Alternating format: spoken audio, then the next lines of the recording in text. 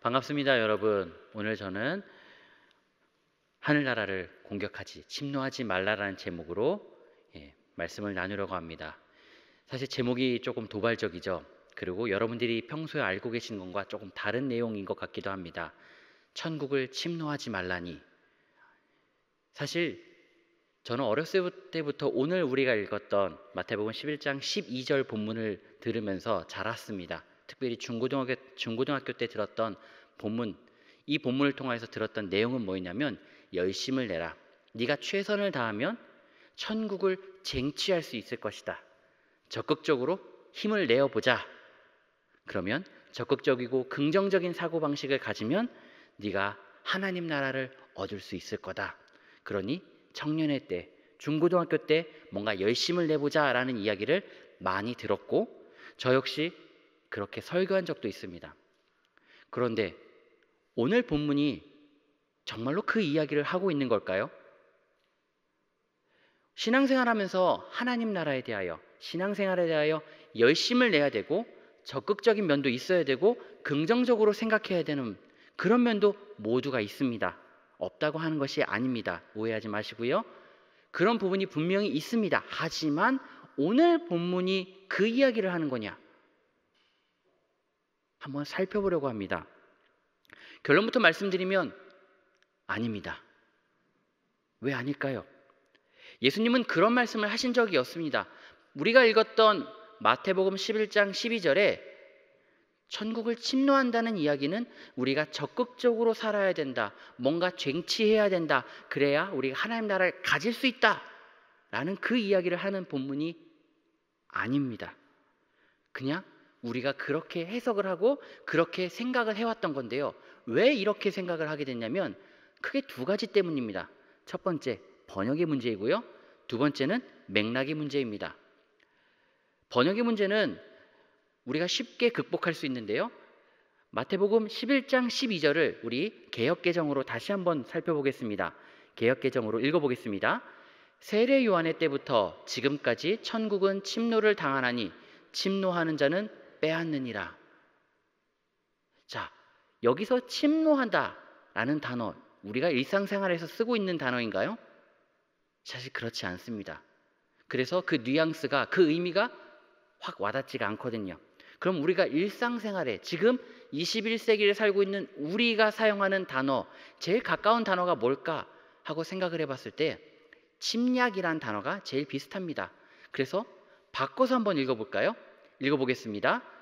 세례 요한의 때부터 지금까지 천국은 침략을 당하나니 침략하는 자는 천국을 빼앗느니라. 뭔가 느낌이 조금 달라지시나요? 조금 더 다른 한글 성경 번역본이 있습니다. 공동 번역이라고 하는데요. 이 공동 번역을 읽어보면 조금 더 그 뉘앙스가 적나라하게 나옵니다. 같이 읽어볼까요? 시작.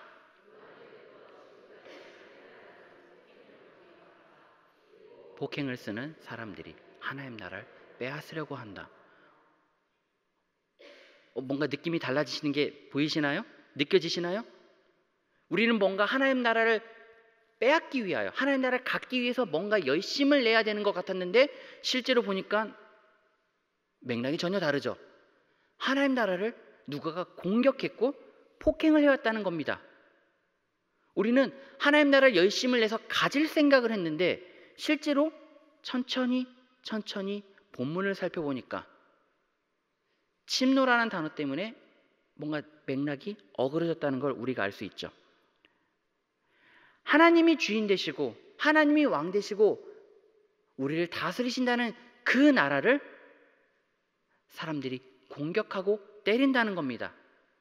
먼저 우리가 이걸 이해하기에 앞서서 하나님 나라가 뭔지 잠깐 살펴봐야 되는데요. 하나님 나라는 하나님이 주인 되시는 나라입니다. 하나님이 왕이 되시는 나라. 오늘 우리가 읽었던 마태복음은 유대인들을 향하여 많이 기록되어 있다고 하는데 유대인들은 하나님의 이름을 직접적으로 사용하지 않았습니다. 하나님의 이름을 망령되이 일컫기 싫었기 때문에 그들은 하나님의 이름을 직접 거론하기보다는 에둘러서 표현하는 걸 좋아했습니다. 대표적으로 우리나라에서도 그런 경우가 있죠. 대통령을 직접 겨냥하기보다는 청와대에 뜻입니다라는 걸로, 지금은 아니지만 청와대의 뜻입니다라고 할 때 대통령의 의중이구나라는 것을 우리가 짐작했습니다. 우리는 뭔가를 다른 걸로 바꿔서 말하는 것을 사용하는 거에 사실 익숙합니다. 유대인들도 마찬가지였습니다. 하나님의 이름을 직접 거론하기보다 하나님이 계시는 하늘, 하나님이 주인 되시는 나라, 그걸 돌려서 하늘나라라고 말한 거고요. 이 하늘나라를 한자로 바꾸면 뭐죠? 천국입니다. 이 천국은 그래서 우리가 알고 있는 하나님이 주인 되시는 나라를 말하는 거지, 다른 종교에서 말하는 극락 혹은 사후세계를 말하는 것이 아닙니다. 죽어서 가는 나라가 천국이 아니라 하나님이 왕이 되시는, 하나님이 주인 되시는 나라가 바로 하나님 나라인 겁니다. 자, 앞부분에서 왜 이렇게 길게 설명하느냐? 지금 하나님 나라가 공격당하고 있다고 합니다. 왜 사람들은 하나님 나라를 미워할까요? 왜 사람들은 하나님 나라를 공격할까요? 도대체 무엇 때문에 하나님 나라를 미워하고 공격할까요? 왜냐하면 하나님 나라는 우리의 본성을 정확하게 드러내기 때문입니다. 다른 말로 표현하면 내가 내 마음대로 살고 싶은데, 내 욕망대로, 내 욕심대로 살고 싶은데, 그런데 내 안에 하나님 나라가 시작되면 어떤 일이 벌어지느냐? 이 안에 성령님께서 말씀하십니다. 종훈아, 그거 죄야. 종훈아, 그 사람 미워하는 거, 계속 미워하는 거, 그거 죄야. 네가 갖고 싶어서 아둥바둥 지금 노력하는 거, 뭔가를 그 순리를 바꿔가면서까지 네가 그걸 취하려고 하는 거, 그거 죄야. 우리 마음속에서 성령님께서 그 말씀을 하고 계시거든요.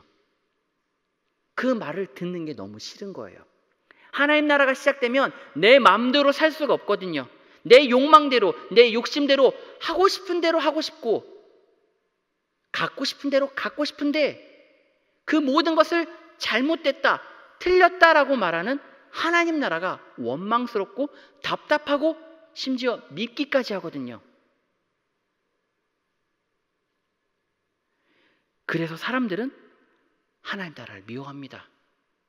더 적나라하게 말하면 우리가 실제로 누군가한테 잘못했다 이야기하면 아무리 옳은 말이라도 기분이 좋을까요? 그렇지 않습니다. 누군가 저한테 종훈아, 너 그거 잘못했어. 그거 틀린 거야. 바꿔야 돼. 라고 말하면 기분이 좋을까요? 정반대로 제가 목사이기 때문에 이 설교단에서 정확하게 그건 죄입니다, 그거 하시면 안 됩니다 라고 정확하게 딱 찔러 말했을 때 그 말을 들은 성도님들은 기분이 좋을까요? 아무리 옳고 정확하고 모두가 객관적으로 맞는 말을 했다고 할지라도 그 말을 들은 사람은, 찔림을 받은 사람은 설교한 임종훈 목사가 밉습니다. 아무리 그래도. 왜요? 나에게 찔림을 주는 그 모든 것이 불편하기 때문이에요. 아무리 옳은 말이라도 그 옳은 말을 내 마음에 박히면 아프거든요. 그래서 사람은 그걸 멀리하고 싶어 합니다. 마음의 고통을 멀리하고 하고 싶은 게 바로 사람의 마음이거든요. 하나님 나라도 마찬가지입니다. 하나님이 주인 되셔서 내 마음 가운데, 우리 가정 가운데, 우리 사회 가운데 계시면 어떤 일이 벌어질까요? 잘못한 것들이 드러납니다. 죄악이 드러나고 그것에 대하여 우리가 엎드려서 회개해야 되는데 그 회개하는 것 자체가 너무나 불편하고 속상하고 짜증나거든요. 그래서 사람들은 어떻게 하죠? 하나님 나라를 받아들이고 그 앞에 무릎 꿇기보다는 밀어내기를 좋아합니다. 아니야, 그건 틀린 거야. 내 말이 맞아. 하나님, 이건 아니에요. 이거만큼은 내 말이 맞아요. 우리는 외면하고 고개를 돌리기 쉽습니다. 천국은 하나님이 기준 되시고 하나님이 왕이 되시는 그것을 말하는데 우리는 그것을 거부합니다. 그래서 사람들은 하나님 나라를 선포하는 사람을 되게 미워합니다. 불편하게 생각합니다. 내가 죄인이라는 것을 떠벌리는 사람을 그렇게 미워합니다. 대표적인 사람이 누구일까요? 오늘 성경에도 등장하는 인물인데요. 바로 세례 요한입니다. 세례요한이 어떤 일을 했는지 마태복음 3장 1절과 2절을 잠깐 살펴보겠습니다. 마태복음 3장 1절 2절인데요. 화면에 나와 있는 거 같이 크게 읽겠습니다. 시작.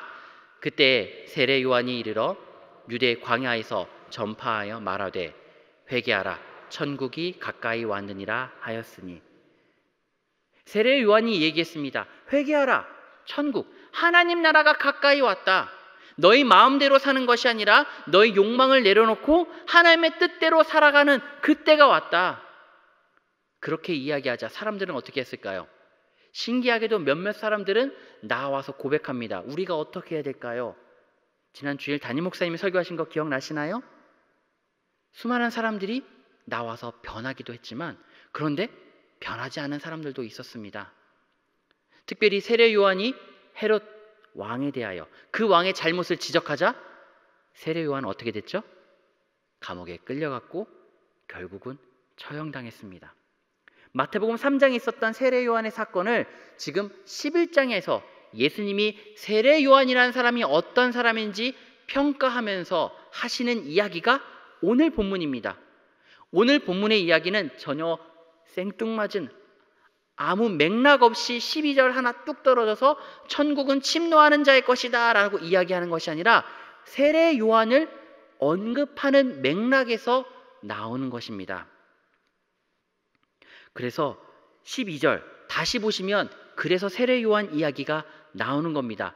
세례 요한 때부터 지금까지 하늘나라는 폭행을 당해왔다. 그리고 폭행을 쓰는 사람들이 하늘나라를 빼앗으려고 한다 라고 하는 거죠.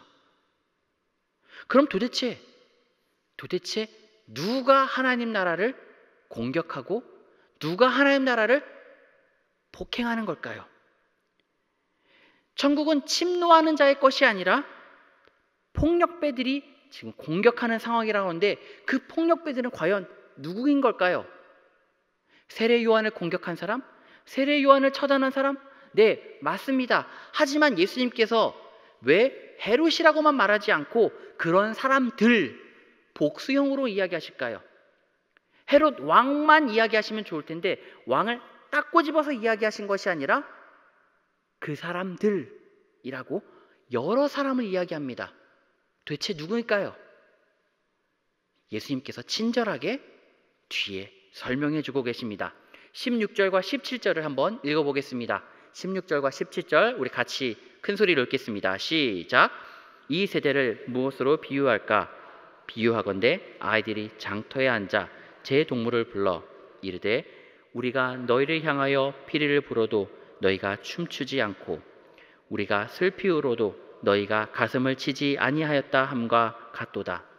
무슨 얘기냐면 피리를 불어야 되는 상황입니다. 함께 춤춰야 되는 상황인 거죠. 장단을 맞춰서 춤춰야 되는 상황이에요. 그런데 춤추지 않고 울고 있으면 어떻게 될까요? 정반대로 사람들이 슬피 울고 있는 상황에서 혼자 신난다고 움직이고 해벌레 웃고 있으면 사람들이 어떻게 생각할까요? 그런 사람들을 공감 능력이 없는 사람이라고 합니다. 공감 능력이 없는 사람. 공통의 감정, 같은 감정을 공유하는 사람.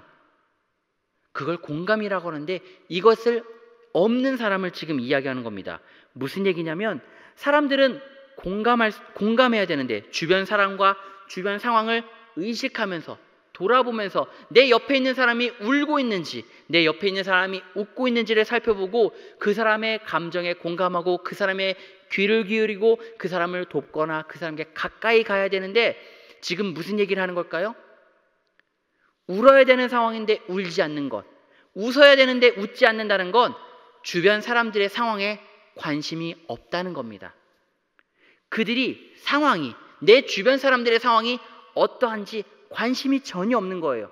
다르게 말하면 지금 당장 내 관심사, 내 이익과 욕심에만 눈이 꽂혀 있는 채 다른 것들이 전혀 보이지 않는 그거에만 꽂혀 있는 것을 이야기하는 거죠. 바로 그 사람들이 뭐라고요? 폭력배라고요. 하늘나라를 공격하는 사람이라고요. 하나님을 왕으로 섬기고 하나님을 기준 삼아 하나님의 뜻대로 살아가는 사람들이, 우리 주변에 수많은 사람들이 눈물 흘리고 있을 때, 누군가 기뻐할 때 그 사람들의 대가가 함께 손잡아 주는 것이 아니라 하나님께서 사랑하시는 천하보다 귀한 한 영혼을 사랑하기보다는 오직 내 욕심과 관심사에만 꽂혀서 그것만 가지고 살아가는, 바로 그 사람들이 폭력배라는 겁니다. 조금 더 적나라하게 말하면 이렇습니다. 우린 열심히 신앙생활하고 있습니다. 누구보다도 한국교회는 다른 나라의 수많은 교회들보다도 더욱더 뜨거운 열정을 가지고 함께 모여 기도하고 예배하고 성경 읽고 하는데 왜 한국교회는 요즘 이렇게 욕을 먹고 있는 걸까요?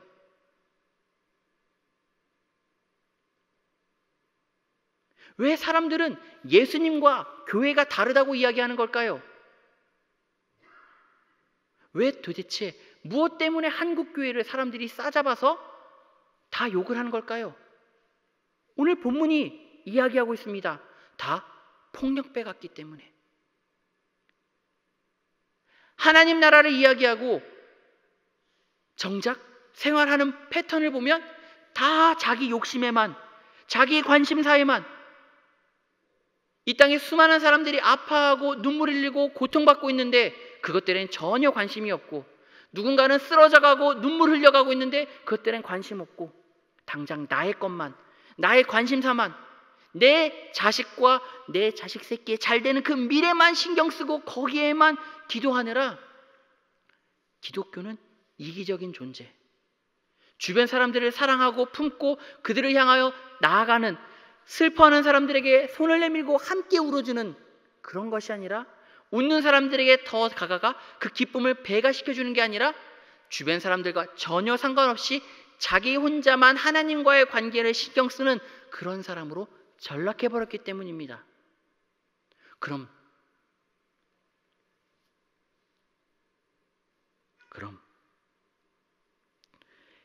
이 사람들은 어떤 사람일까요?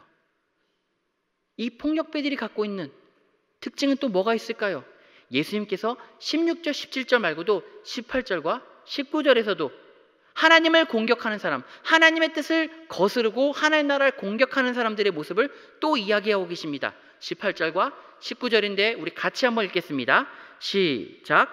요한이 와서 먹지도 않고 마시지도 아니하매 그들이 말하기를 귀신이 들렸다 하더니 인자는 와서 먹고 마시매 말하기를 보라 먹기를 탐하고 포도주를 즐기는 사람이요 증거로다 하니 지혜는 그 행한 일로 인하여 옳다함을 얻느니라. 자, 이 사람들에게 일관성이라는 게 있는 걸까요? 세례 요한을 평가할 때 어떻게 했죠? 안 먹는다고, 안 먹기 때문에 귀신 들린다고. 예수님이 먹으니까 뭐라고 하세요? 먹는다고 뭐라고 하는 거예요. 이 사람들에게 기준이 있을까요? 없습니다. 그냥 미운 거예요. 제대로 된 기준이 있는 것이 아니라, 아니 제대로 된 기준은 딱 하나 있죠. 내 욕심, 내 관심사, 내가 잘 되는 것, 내 가족이 잘 되는 것, 그거 하나만 유일하게 기준일 뿐이지 제대로 된 기준은 없어요. 요한이 뭐 하면 잘못됐다, 예수님이 뭐 하면 잘못됐다.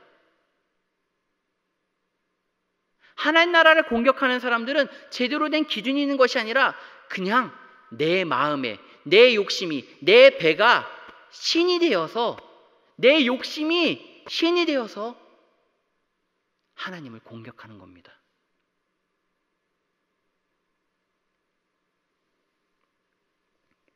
내 욕심을 위해, 내 영광과 인기를 위해서, 어쩌면 내 경제적인 이익, 어쩌면 내 정치적인 이익, 그것 때문에 우리가 하나님 나라를 공격하는 사람이 있다고 예수님이 이야기하시는 겁니다.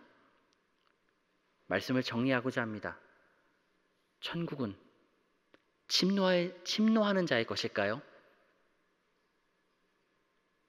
오늘 설교 제목이 천국을 침노하지 말라입니다. 왜 천국을 침노하지 말아야 될까요?